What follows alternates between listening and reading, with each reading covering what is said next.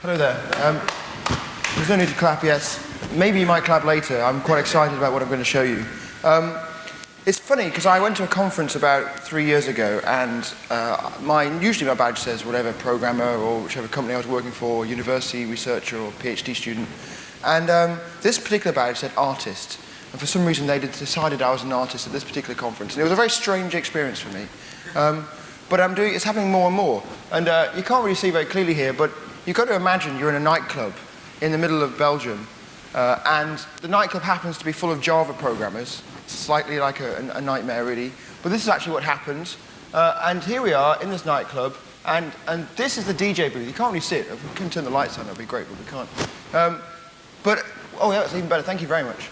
What you can see here is a laptop. Well, that's not unusual in a nightclub, is it really, a laptop? DJs are always using laptops these days with Ableton Live or something. But can anyone see what's on that laptop? Emacs. Emacs in a nightclub. That's nuts. So that's me, that black blob there, and that's people dancing, there's other black blobs there. But that's Emacs in the middle there. And we were using Emacs to generate music, to pump out beats and bass into the nightclub. And we were using this system I've been working on with my friend Jeff Rose called Overtone. Has anyone here heard of Overtone before? Not really now, so now you have. So Overtone is a powerful music synthesis environment written in Clojure, runs on the JVM, and allows you to describe all sorts of awesome sounds and synthesis techniques and ways of interaction. And essentially, it's the tools to build your own instrument. And so I built Emacs as my interface to my instrument. And we'll show you tonight, if you come to the party, we're going to do exactly this. And so we'll play our music, we'll live code, we'll project what we're doing onto the screen, and you'll be able to hopefully perceive the virtuosity of coding as an art form, coding as a way of making music. And this is what I've been doing now for a number of years, and getting more and more excited about it. But and I can show you actually a couple more pictures of us in action. Here we are in London. This is in a warehouse, and this is at a so-called algo rave. What a great term. So this is when artists, typically programmer artists, they will then convert their algorithms into sounds. And then people ideally will dance to the algorithms being performed and played and evaluated and modified.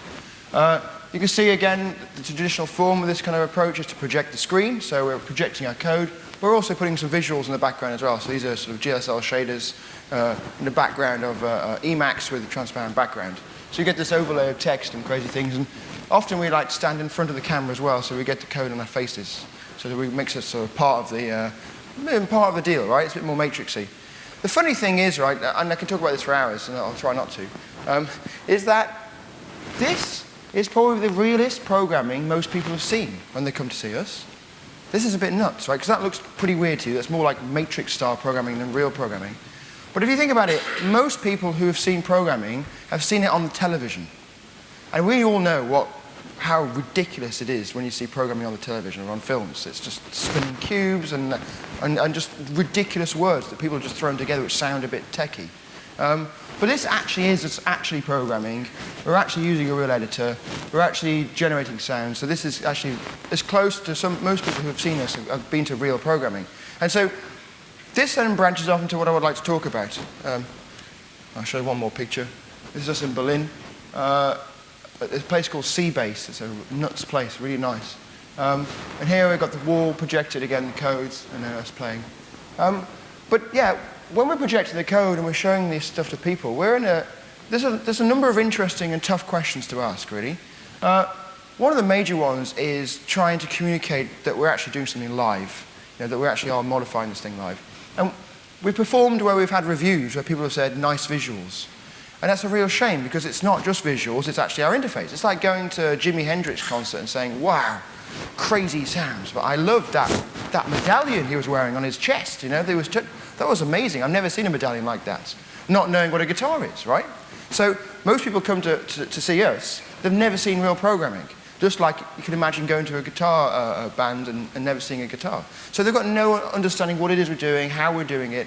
And so this is an opportunity, therefore, to educate people, to show people that code can be so much more than they think it is. And certainly in the UK, we're going through, in schools, we're going through a modification of a perception of the importance of code, of what code is. And there's lots of people now talking about, well, we have now a new curriculum, so a new set of lessons for focusing on programming.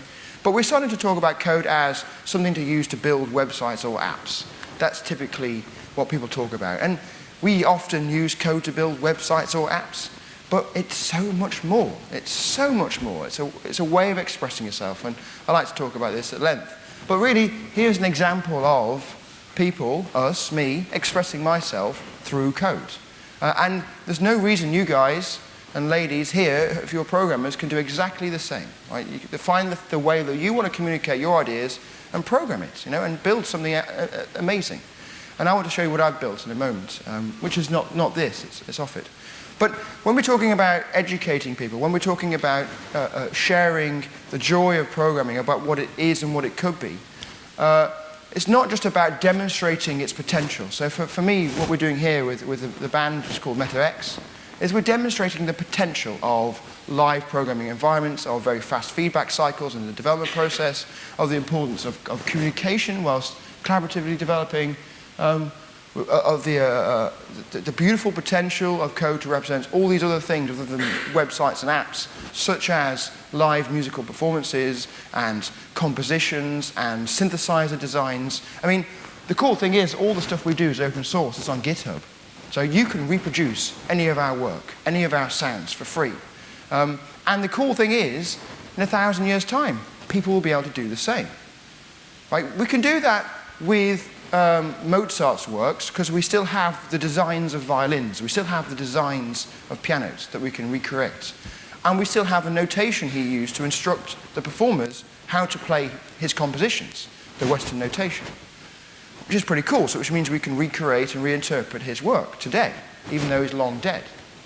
But what of all of the awesome music composers and synthesizer makers and designers who have made great tracks, but there's no design for their synthesizers? Maybe they've built something, soldered it, or they bought one off the shelf, they've tweaked it, and maybe the room temperature is such and such that for some reason it's got this awesome sound that's come out. But they can't reproduce it. You can't reproduce it, and certainly, if you could, it would be potentially buying a really very expensive synthesizer and trying to get it to sound as similar as possible. This is an unfortunate barrier to entry. And so what we're doing here is actually we're lowering that barrier to entry. We're saying if you can program Clojure in this case, or you're prepared to learn, then you can reproduce all of our sounds. So that already is a lowered barrier to entry. But there's still a couple of problems for me about this. Because I can happily talk to you guys and say, really, you can do this. All of you can do this. And I'm sure that's the case. But you guys are weirdos, like I'm a weirdo. Right? We're programmers, or we're into technology, and most people aren't. Most people aren't aware of the ways of interaction with code as we are. And so if I want to try and say the same message to everybody else, well, it's very difficult. I can't say, well, you've got to learn Emacs. You've got to learn Clojure, you've got to learn functional programming, you've got to learn about how you can separate state and type. Like, that's not a proposition you can really go to Joe off the street and say, hey, do you want to make some beats? Well, okay, this is how you start. 10 years later, he's making some beats. That's ridiculous. So for me, although I have lowered the barrier to entry to get to be a musician and to use code to do that, it's not low enough. And so my question has been for the last couple of years, how do I make this barrier lower? And so here's me in action, doing the barrier lowering. Just looking into the future with my googly button eyes. But here's a sort of sneak preview on the back. It's a system I've been writing. I'll show you in a short moment. These things, actually, I'm holding to my eyes, are buttons. And you sort of press them. They're joystick buttons that have been put into yogurt cartons by school children. So this is me in a school. This is like last week. And I've been collaborating with these awesome artists in the UK called Juno Project. They came in and they did a workshop with the children where they were combining basic electronics, so they were actually working with these buttons, pressing them, and the software system, which I'm about to show you. And so this was me just messing around, but this is what they actually built. So this is one of the controllers. This is a hat controller. So you wear it on your head and you press the buttons and you can start and stop the music. Pretty nuts. And then here's like the rest of them on a table. So someone made a guitar, and crazy buttons on big rods and things. So it's great, actually. When you give children a bunch of sellotape, some yogurt cartons, they go nuts. It's beautiful. But the cool thing about this is these children were building their own instruments. Isn't that cool? Isn't that cool? The fact we can do this. And they're building them out of bits and bobs of stuff and wires, and they're connecting them to a very, very simple computer. And it's one of these things. This is a Raspberry Pi. Obviously, this is the logo, but actually I have one in my bag, if I have my bag somewhere. Has anyone not heard of the Raspberry Pi? So these things here. So this is a computer. It's £25. It's pretty cheap. Runs full Linux on it, and is super affordable. So if I can write software which runs on this, that lowers the barrier to entry. You don't have to buy a Mac, or an expensive PC to run the software. If you can buy one of these and it runs, then you can do it for £25. So an important proposition for the software I've been working on is to ensure that it works on this guy. And the other part is to try and get kids engaged and get people engaged in the idea of what they can do with it, to make sure that the barrier to entry from an understanding level is really low. So not only can I do some complicated performance and say, hey, this is the potential, but if I can demonstrate something similar to them in a way that they can understand, I show them code that they can read, and show them that there's a really low barrier between the code they're reading and the sounds they're hearing, then I'm pretty sure I can start to get them hooked. Now, I've given this sort of demonstration I'm about to give to you to a number of people over a broad range of backgrounds, and they've all given me really positive results. So I'm fairly happy I'm reaching that point. But one of the really biggest problems I find is I call it sort of the castle problem. Because if you're trying to engage people, say you're trying to engage a child in programming, and you say to them, right, we're going to make a game. Awesome. So, right, what would you like? So you ask the child, what would you like the game to do to try and get them engaged and see if you can get some reaction? And the child said, right, I'm on a hill looking down at a castle, and I'm on a horse. And I'm going to go down and I'm going to siege the castle with my armies, and I'm going to strategize the siege, and we're going to I'm going to take some of the walls, with ladders, and I'm going to rampart the door, and I'm going to strategize it. And then if I manage to get the siege, I can put my flag on top of the castle walls. Can we make that game, please? And you think, well, I can do you a brown square, that could be the horse, and we could do like a large grey circle, right? That could be the castle. How about that? And you can move the brown square around, or maybe you could have a smaller square, and the kid's like, whatever. Now, if it was me when I was young, I'd have been, that's awesome, because basically that was the games I played when I was a kid. But today, this is not a viable proposition. They want the castle. They want to run around on another external planet. They want to be shooting crazy aliens. They want to be doing all sorts of nuts stuff, because games today provide this kind of experience, and it's not accessible to a normal single programmer typically. And if it was, you could program something potentially fun, but the kid wouldn't necessarily understand it. And so, how do you get an experience that's credible, like the castle thing, that the child can understand? Now, hopefully, I'm going to demonstrate that I've achieved this through music. So without further ado, I'm going to introduce this system. It's called Sonic Pi. It's a music system, which is a live coding environment, which runs on the Raspberry Pi, but it also runs on the Mac. And if you're interested, I'll put the URL where you can download the latest release candidate, which is online today. So you can be playing on this literally after this talk, and you don't have to go to any other talks for the rest of the day, as long as you carry on playing with this system. And come and tell me how it's going. Well, I'll give you a demonstration of it. How long have I been talking for? Not very long. I've got 20 minutes left? Halfway through? Excellent. Oh, I should also talk about the fact that the Sonic Pi version 1, not the version I'm going to show you, already ships on all Raspberry Pis. Version 2 will ship on all Raspberry Pis when I've finished it. And this is the Raspberry Pi website. This is actually, that picture there is, I've been working very closely with them. That's me that's me there. Hello, no, there, hello. We were doing teacher training for primary school and secondary school teachers. And we Lost the mic. Someone should have told me. Lost the mic. Apologies to people on the video who can't hear a word I'm saying. This is teacher training. So we're actually teaching primary school and secondary school teachers how to do IT, or ways to think about and structure their IT lessons, or new ideas to put into their IT lessons using the Raspberry Pi, but also just using programming in general. And the cool thing is, in the Raspberry Pi website, there's this resources section. They've just completely redone their website. And they've got this sort of teach, learn, make sections. And you can see down here that Sonic Pi features in these things. So you can see that, click on the lessons. So here's the Sonic Pi scheme of work. So if you're a teacher and you want to use the software I'm going to show you, here's a way to actually structure the lessons and use it and teach basic things like debugging and iteration, conditionals and randomization, data structures, concurrency to 11-year-olds. It's really good. And they need it. I can show you why. Yeah, if you're a teacher or you know someone who's a teacher, or if you just want to get started yourself, then this is a great resource to start to play with. Now, let's go and show you the system. See if I can launch it. So it's just a Mac app. Boots, it's got a flash screen, look at that, woo. Here we are, here's the app. Now, one of the things I was trying to do with a programming environment was to make sure that the barrier to entry of just making some action was as low as possible.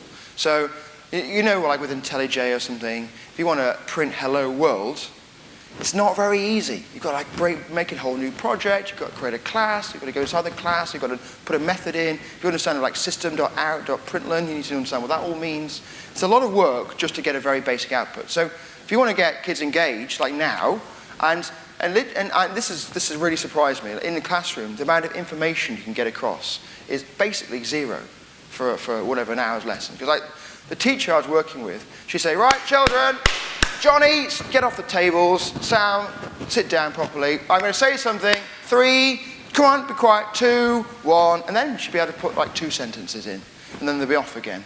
And so, if you've got it in those 2 sentences, you've got to basically say, create a new project, create a new. You can't do that, you know. That's so. So with Sonic Pi, you just open it up and you get this sort of very simple editor, and you can. The first command you write is the word play and a number. Is this big enough at the back to see? Can you read that? Yeah, cool. And there we are, that's it, that's your first program. You press the run button, I have a shortcut for that. And you can see what it's doing. You can see it's playing 60 on the right hand side. Actually, you can see it's come off the screen a bit if I bring it in. There we are. You can see that at time 0, I played synth beep with note 60, which is what you expect, right? So that's it, that's the first program. They hear a sound, they're like, ooh, okay, that's cool. What next? And you can talk about, at this point, there's all sorts of opportunities to talk about programming. You can talk about actions, like I'm going to perform an action with play. You can talk about 60 as an abstraction, so we're using a number to represent something. What are we representing? We're representing pitch. Or what can we do with pitch? We can go up and we can go down. So, okay, right, let's go up. Yeah. Awesome, right? Or we can go down. Or go down. Now we start talking about the range of hearing, you know, the fact actually there are frequencies you can't actually hear. You couldn't hear that. What happens if you type in -3? Oh, good question. So I already have thought about that. So again, it gives you an error. So value of argument, no, must be 0 or greater. I got -20. So again, that's an indication to the users where things are wrong. So yeah, you can talk about the range of hearing. Sort of 30 to 80 is a sort of good range. And then you can start talking about sequencing. You know, like programs can be a sequence of do this, then this, then this, and this, in an imperative sense. So, and this is very much like Logo, you know, like rotate, go forward, rotate, go forward, pen up, pen down. These sort of sleep and play are the 2 commands you need to know. So play 50, sleep for 0.25 seconds. Well, you start off with 1 second, you just talk about whole numbers, and they say, well, if you want to go half of that, what's that? And they say 0.5, 0.25. Play 55, and play whatever, sleep for 0.5 seconds. Well, that's it. Now, this looks really simple, doesn't it? Everyone can understand this. But then what you say to them is, with this, you can do all of Western notation. right? With these two commands. That's pretty crazy. Because what is Western notation? It's time and it's pitch, right? So you choose how high your note is, where it goes on the stave, if it's high on the note stave or low on the stave, or you choose in time where it goes. Is it a crotchet, a quaver, or a minim? Your sleeps are basically the times between notes. So with these two things, you can model you can do Bach, you can do the Beatles, you can go nuts. With beeps, obviously. It's not going to sound as good, but you can, right? So with just these two commands, you can go crazy. And the kids go crazy. They spend hours just doing play, sleep, play, sleep, play, sleep, play, sleep. And they'll go off the page, nuts. And people do. Like there's a bug in this particular software at the moment because this is a Qt C++ GUI that talks to a Ruby server, which I've written, multi-threaded Ruby server. And it talks via a protocol called Open Sound Control. And that talks over UDP. And so basically when you press the run button, it takes a text, sticks it in a UDP packet and fires it off to the server. The server receives it, goes, text, and then evaluates it, and then you hear the sound. Now, obviously UDP has a maximum packet size. So even though this text editor is very well capable of putting lots and lots of text in, at some point when you press play, it sort of cuts off the text. And I've got one user who's already reached that limit. It's like, whoa, I can't actually write it. So he's got multiple files he tries to run. So people do go nuts to this.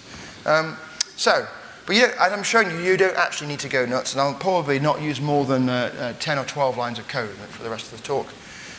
So at this point now, you have all sorts of opportunities to then expand interesting, exciting computer science concepts. So what's a good one? Iteration, for example. I want to loop something or do it 5 times. So this is a Ruby DSL I'm working with here. So I can do something like 5 times do, and then ends, and then I can, off we go, 5 times round, which is a lot of fun. Now, this is what the children write. They'll write something like this. And then you tell them, actually, in the sort of professional world, we tend to try and sort of neaten our code so it's easy to read. And so because these plays and sleeps are inside the times, you sort of indent it a bit. And they go, oh, okay, that sounds really boring. But it's really useful for then matching the do and ends when you nest it. But they go, okay, but that's really boring, and then they never ever do it. So you're always looking at code when you're walking around, and it looks like this.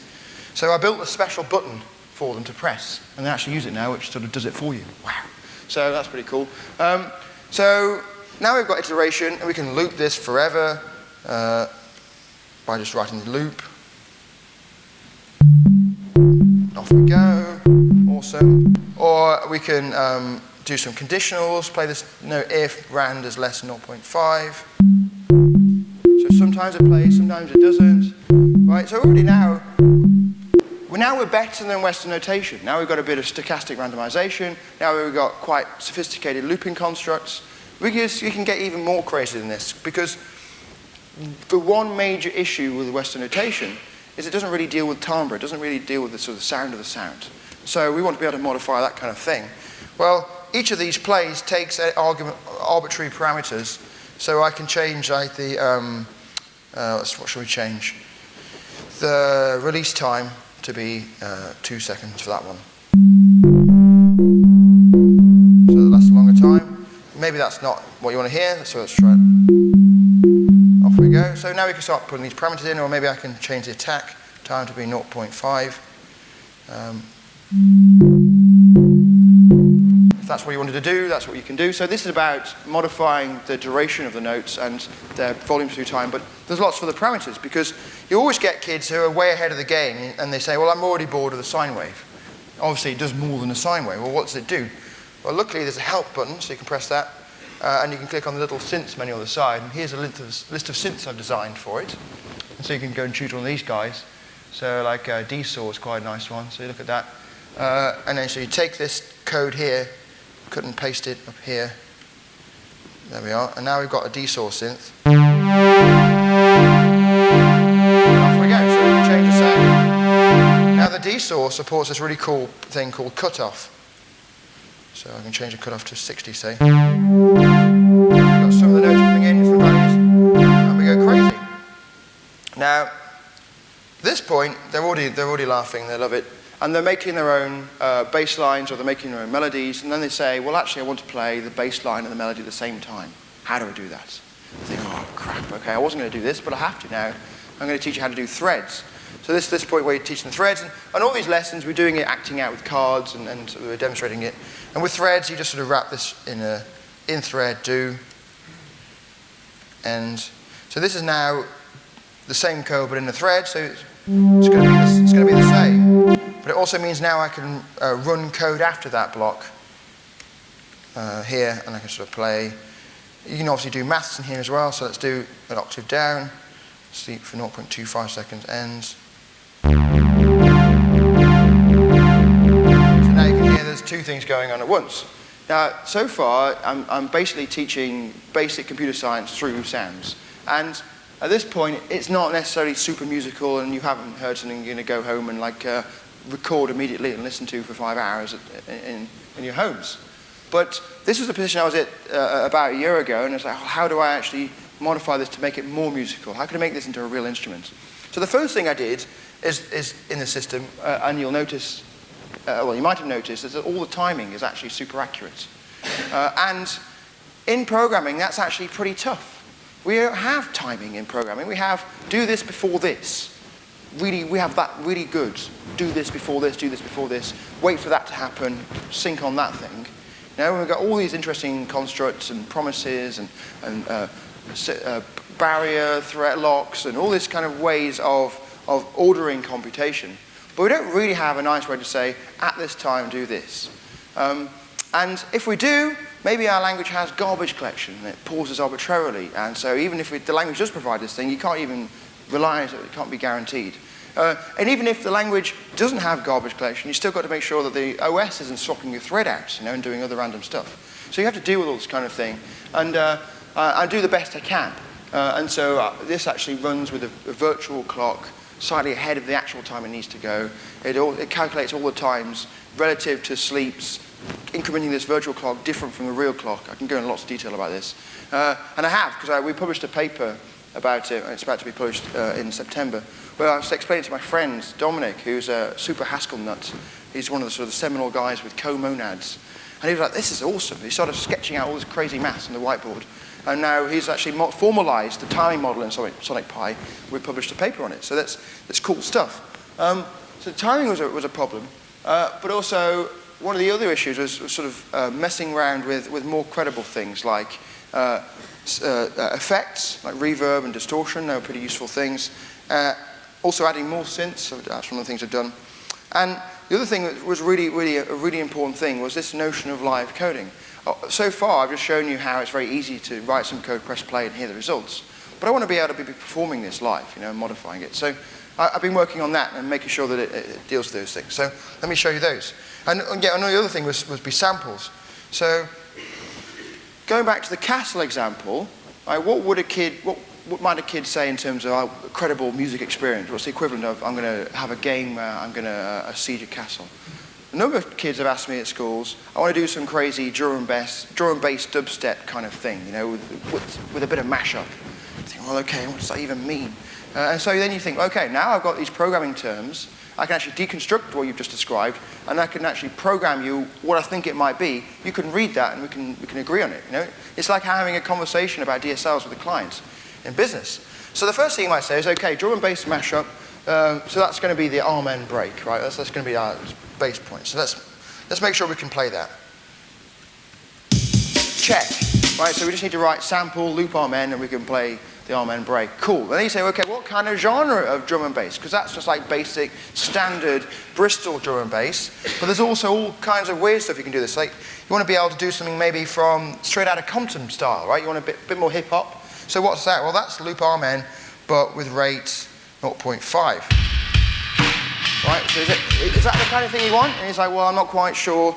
And then you say to him, well, maybe you want a bit more sort of trance-like, fast-pulsing, GABA style, so we can go like rate 1.5. Is that what you want? He's like, no, that's really from the 90s. I'm way beyond that. And so, okay, you say, well, what about go nuts and -1, right? Let's go backwards. He's like, oh, that's more like it. And so you say, well, actually, I want it to be a bit of all of those. Oh, okay, what does that mean? Well, what we can do is we can use an array to represent the different rates you want. So you wanted -1, you wanted 1, you wanted 0.5. Cool. You didn't like the 2 or 1.5. Let's skip those ones. And so we'll just choose one of those notes. So when we play it, that time it's played at the normal rate. That time it's played it backwards again. And we can just keep trying it. It's like, oh yeah, I'm into this, right? One line of codes, we've already just done like 4 different genres of music. But then he says, okay, but I don't want to keep pressing this button, run, I want to be able to do it itself. So cool, so okay. Well, that's easy, because in programming, that's exactly what we do. We actually write things for the computer to do for us. So let's do that. So what do we need? We need a loop. And then we need to sleep for some time. So let's sleep for the sample duration of loop Amen.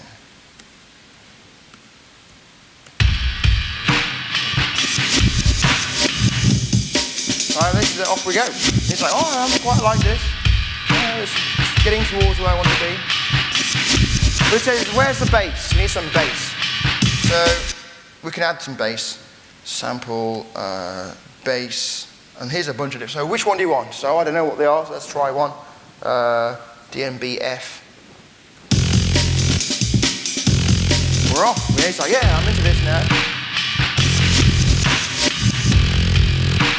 And he says, but when I listen to this kind of music, it feels a bit more real than that. How do I make it more real? And I was like, what does real mean? And it's like, well, it just feels like it's in a nice room. Ah, reverb. You need reverb. Okay, so that's actually really tough. I don't know if has anyone done here any music programming before, synthesis programming? Right, I'm going to show you how to do it in Sonic Pi. And then, how long have I got left to talk, by the way? Am I over time now? So fortunate.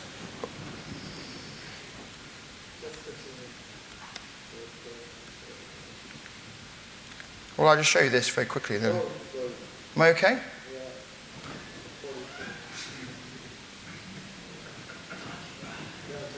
How long have I got? 15 minutes. That's great. Okay, great. We're on. But anyway, so how do we do reverb? Well, we just use this do and end thing we've seen before with the loops and things. We just wrap it around with effects reverb. That's it. Notice there are no variables in this code. And I've got like a more... And so you can actually start to hear this effect because you can tweak all these things. I can change the mix of this to be, I don't know, 0.7. Lots of reverb. It's going to sound really mushy. So he's like, well, that's a bit too much reverb. Let's knock it down a bit, 0.2. And so you can start to tweak it and find out what you like.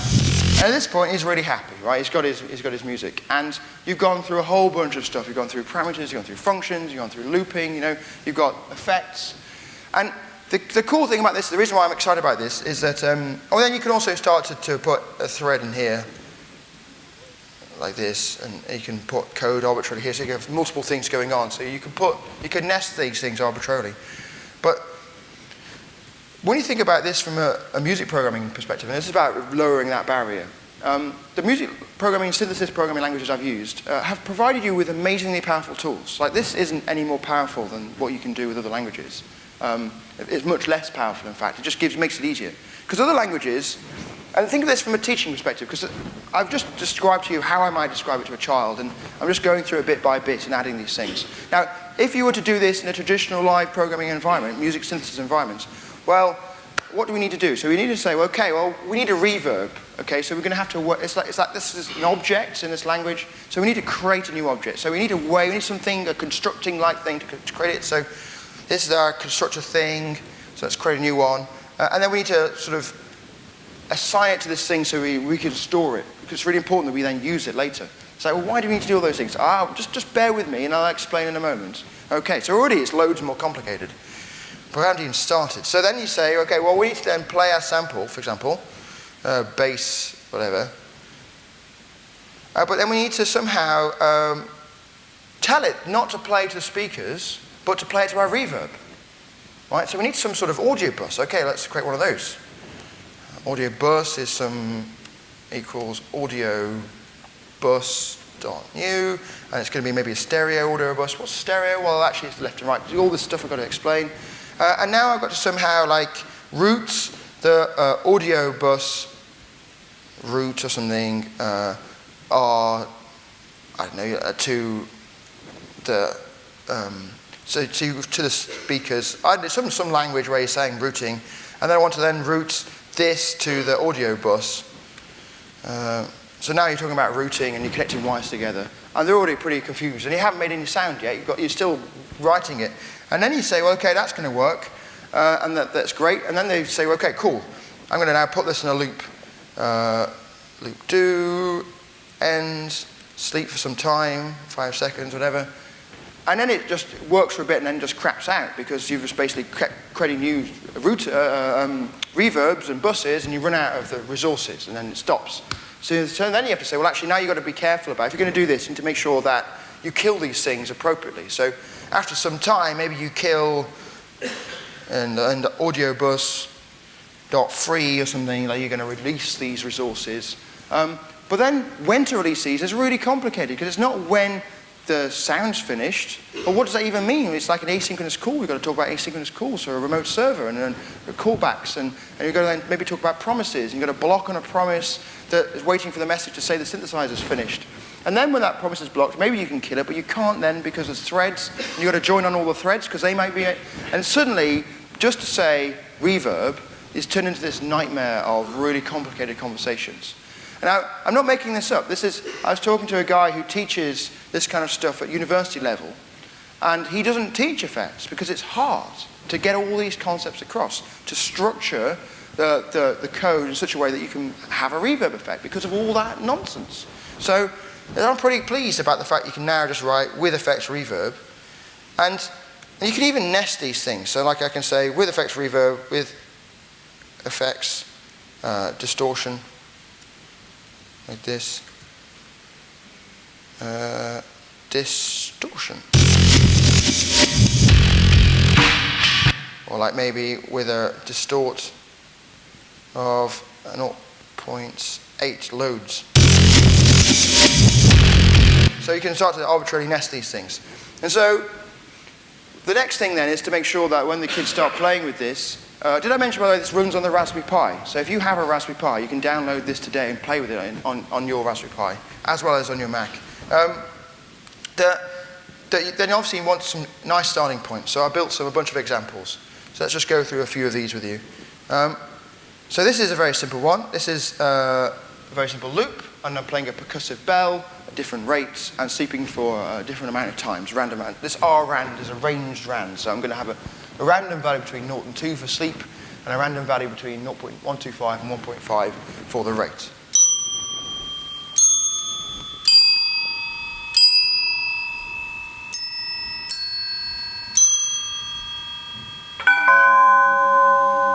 It's nice, isn't it? Yeah, you can listen to that. One of the cool things is that every time I play this for the first time on Sonic Pi, it sounds the same because I've seeded all of the random generators. So if someone's made something they like that uses randomization and they send me the code, I'm going to hear the same thing with the same randomization, which is pretty cool. So every time I hear that, it's always the same. But if I played it again now, it would be different. But let's think of other things we can do. I'm really proud of this one. This is like a little program poem. Here it is. Close that. Change this to profit.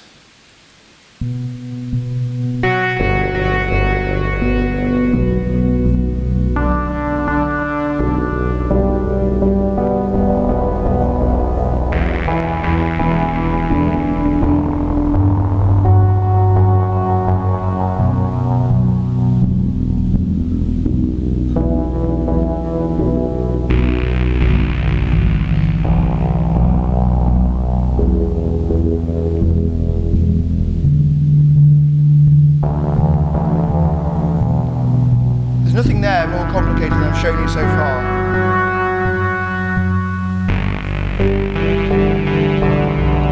There's a bit more randomization. I'm choosing a random note from a random minor chord, which is bounded, and I'm choosing a random cutoff value, and I'm choosing a random sleep time. I'm using the echo effect to have that bouncing of echo.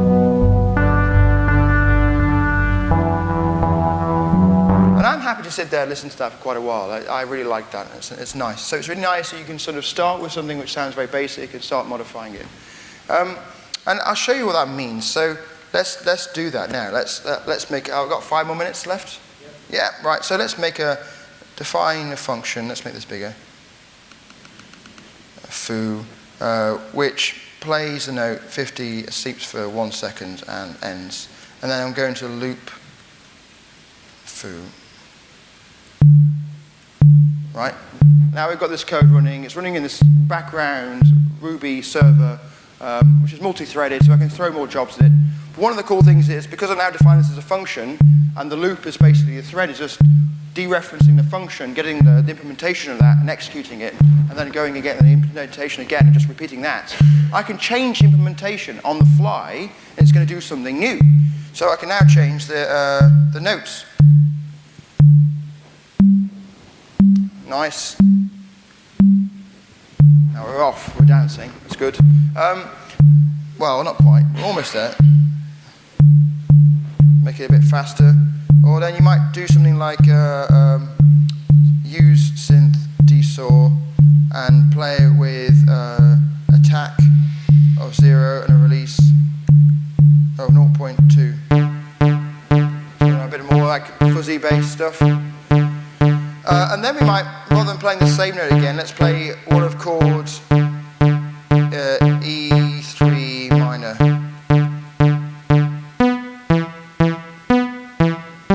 Starting to be interesting. Let's make it a bit faster. And maybe change the cutoff value to be, I don't know, 70.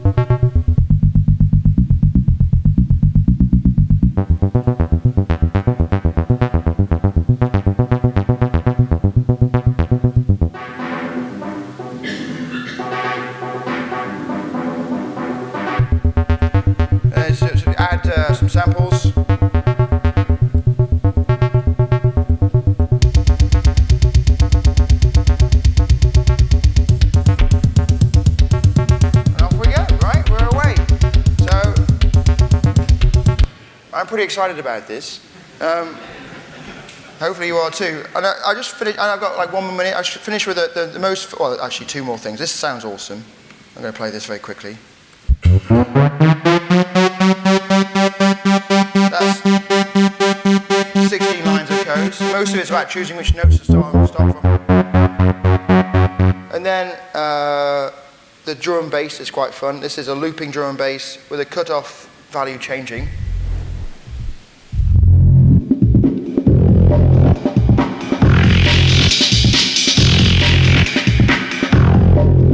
Right, that's what 8 lines of code. And then this is my favorite, the driving pulse. This is my go-to one for noodling at the moment. This is slightly more, this is like 20 lines. This has gone nuts, 20 lines of code. But I've got some interesting thing going on here.